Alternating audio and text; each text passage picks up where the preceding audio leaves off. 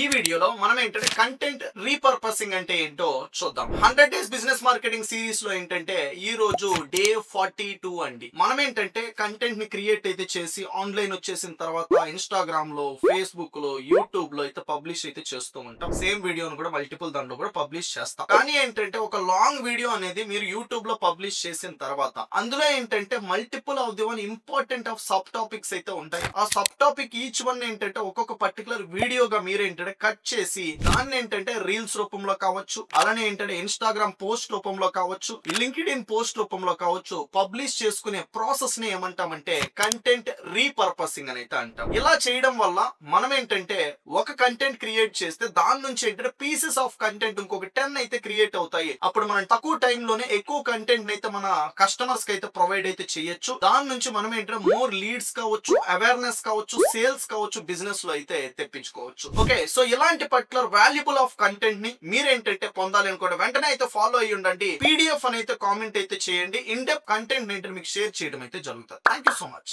మీరు కూడా ఏంటంటే డిజిటల్ మార్కెటింగ్ తెలుగులో నేర్చుకోవాలనుకుంటే స్క్రీన్ పైన కనిపిస్తున్న నంబర్ కి అయితే కాల్ చేసి ఫ్రీడమ్ అని అయితే పొందండి.